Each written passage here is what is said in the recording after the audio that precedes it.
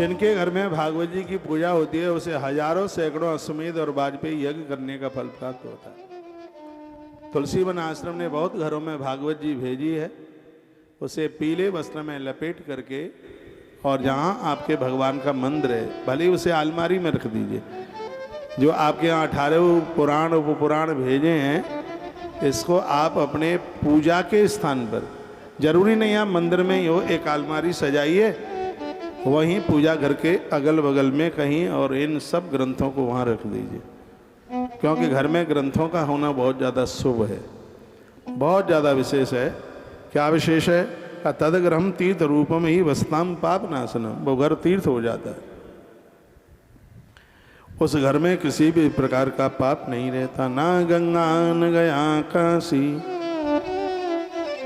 पुष्करम ना प्रयागकम, सुख शास्त्र कथायाशा फलेना समताम नहीं। घर में यदि आपने भागवत जी रखी है तो आपके घर में रोज गंगा जी, गया जी, काशी, पुष्कर और प्रयाग, ये सब आपके घर दौड़े दौड़े चल कर के आते हैं। इतनी बड़ी महिमा भागवत जी की, और हमने बड़ी कोशिश की आप सबके घर में भागवत जी पहुंचाने की। क्या यूट्यूब पर लिख करके आप बता पाओगे कि भागवत आश्रम के माध्यम से कितने लोगों के घर गई है? पांडाल वाले भी हाथ उठाएं, जिनके घर पुराण गए, भागवत गई, ग्रंथ गए, इतने हाथ ऊपर उठे। इनको वंदन पूजन करते रहिए। जैसे देवताओं के ऊपर आप रोज फूल पत्तियां चढ़ाते हो, तो एक 5 तुलसी पत्र भागवत जी के ऊपर और कुछ फूल चढ़ाते रहिए। श्लोकार्धम श्लोक पादम नित्यम भागवतोद्भवम पठस्व सम्मुखे नैव दीक्षसे परम गतिम। यदि आपको परम गति की इच्छा है, अपने मुख से श्रीमद् भागवत के आधा अथवा चौथाई श्लोक का नित्य नियम पूर्वक इसका पाठ कीजिए। एक श्लोक पढ़िए, आधा पढ़िए, चौथाई पढ़िए। वेदादि वेद माता च पौरुषम सूक्तमेव च त्रयी भागवतम चैव द्वादशाक्षरैव च।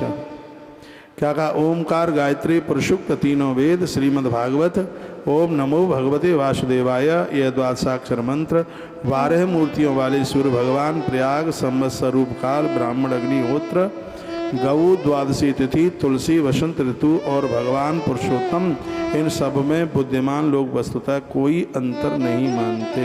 एक बार और सुन लीजिए, क्या क्या चीज है? ओमकार, गायत्री मंत्र, पुरुषुक्त, वेद, भागवत जी, द्वादशाक्षर मंत्र, ओम नमो भगवते वासुदेवाय, गौ माता, द्वादशी तिथि, तुलसी, बसंत ऋतु और भगवान जगन्नाथ, ये सब एक ही हैं। इनमें अपने आप में कोई किसी भी प्रकार का बिल्कुल भी अंतर नहीं। जो पुरुष नित्य प्रतिदिन भागवत जी का आधा या चौथाई श्लोक भी पढ़ता है, उसे राजसी यज्ञ और अश्वमेध यज्ञ करने का फल प्राप्त होता है। आपसे बहुत ज़्यादा नहीं आता तो एक श्लोक मैं आपको याद कराए देता हूँ, उसे आप याद कर लें। और यदि ये श्लोक भागवत जी का रोज आप बोलोगे तो आपको रोज एक यज्ञ करने का फल प्राप्त होगा। बोलिए मेरे साथ। कृष्णाय वासुदेवाय हरये परमात्मने प्रणतक्लेशनाशाय गोविन्दाय नमो नमः। नमः पंकजनाभाय नमः पंकजमालिने नमः पंकजनेत्राय नमस्ते पंकजांग्रये सच्चिदानंदरूपाय विश्वोत्पत्त्यादिहेतवे तापत्रय विनाशाय श्रीकृष्णाय वयं नुमः। सत्यः व्रतं सत्यपरं त्रिसत्यं सत्यस्य योनिं निहितं च सत्ये सत्यस्य सत्यमृतसत्यनेत्रं सत्यात्मकां त्वां शरणं प्रपद्ये। मैं हर रोज कथा को अपडेट करता हूँ। प्रत्येक दिन मुझे ऐसा लगता है कुछ बढ़िया से बढ़िया आपको सुना। पुरानी बातें, रटंतु बातें मुझे तो भाती नहीं है। पहले भी भागवत जी की कथा श्री गया जी की धरती पर हुई है। कथा तो भागवत की ही हुई है, लेकिन उसका टेस्ट कुछ और रहा होगा। और आज 2024 में भागवत जी की कथा हो रही है, इसका स्वाद अपने आप में और कुछ रहा होगा। कथा व्यथा को समाप्त करेगी। तो कुछ श्लोक याद कर लीजिएगा भागवत जी के। आपके घर में भागवत है उसमें पढ़ लीजिए, क्योंकि इसमें वर्णन है कि जिसके घर में श्रीमद् भागवत जी का आधा श्लोक, पूरा श्लोक, चौथा श्लोक भी पढ़ा जाता है, बोला जाता है, वर्ण है उसे रोजाना अश्वमेध यज्ञ करने का फल प्राप्त हो जाता है। वैसे तो अश्वमेध यज्ञ नहीं कर पाओगे, तो नहा धो करके एक श्लोक भगवान को सुना दोगे तो भगवान इससे खुश हो जाएंगे। सूरदास जी महाराज गोवर्धन नाथ को रोजाना पद सुनाते थे। ये गोवर्धन में एक पद लिखा गया है और वो आप सबसे आता है। कौन सा है? चरण कमल बंदो हरिराई, जिनकी कृपा पंगु गिर लंघत, अंधे को सब कछु दर्शाई, चरण कमल बंदो हरिराई। यह पद श्री गोवर्धन गिरिराज जी में ऐसे 1 लाख पद सूरदास जी ने लिखे। उसका परिणाम जानते हैं, सूरदास जी का अंतिम संस्कार भगवान श्री कृष्ण ने किया। भगवान गोविंद चल करके आए, सूरदास जी की अर्थी में आग लगाई। लेकिन तुम्हें तो भगवान की जरूरत ही नहीं, तुम्हारा तो मोनू लगाएगा, पपुआ लगाएगा, पप्पू।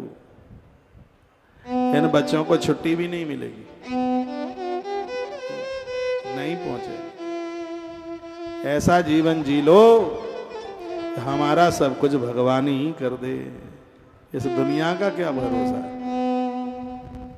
अभी तो आने वाला टाइम देखिए बहुत खतरे से भरा हुआ है। अभी तो थोड़ी बहुत धर्म की स्थिति जीवित है, जिंदी है, नहीं तो आने वाला समय बड़े खतरों से भरा हुआ है। पता ही नहीं लगेगा कि बच्चे पैदा कब हुए, शादी कब हुई, मम्मी पापा कब पधार गए। बच्चों को तो 3 साल के बाद पता चलेगा कि पापा तो लुढ़क गए, मम्मी गई ऊपर। स्थिति ही ऐसी है, देश का दौरा ही ऐसा चल रहा है, हवा ही ऐसी चल रही है। जो बूढ़े माता पिता के साथ बहनें रहती हैं उनको तो गांवड़ी माना जाता है आज के समय। अरे तू भी कोई, तेरी क्या जिंदगी है, डुकरा डुकरी को पालने में लगी है। जो कि विशेष है, वो अपने आप को बहुत विशेष मानती है, वो ऐसा बोलती है। कंपनी के मित्र लोग कहते हैं अरे तू क्या पागल आदमी है, जिंदगी बदल रही है, तू अभी वही 50 साल पुरानी डीग हाँक रहा है।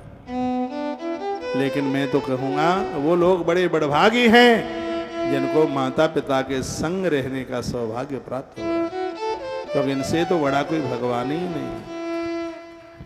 आज हम श्री गया जी में बैठे हैं तो माता पिता को याद करने की ही तो ये तिथियां, पूर्वजों को याद करने की ही तो ये तिथियां। 16 दिन का ही श्राद्ध क्यों? इसलिए भूखे प्यासे लोगों को, जरूरतमंद लोगों को 16 ग्रास रोज खिलाइए। एक भी दिन बकाया न निकले, आनंद हो जाएगा। भगवान नारायण आपके घर को छोड़ के नहीं जाएंगे।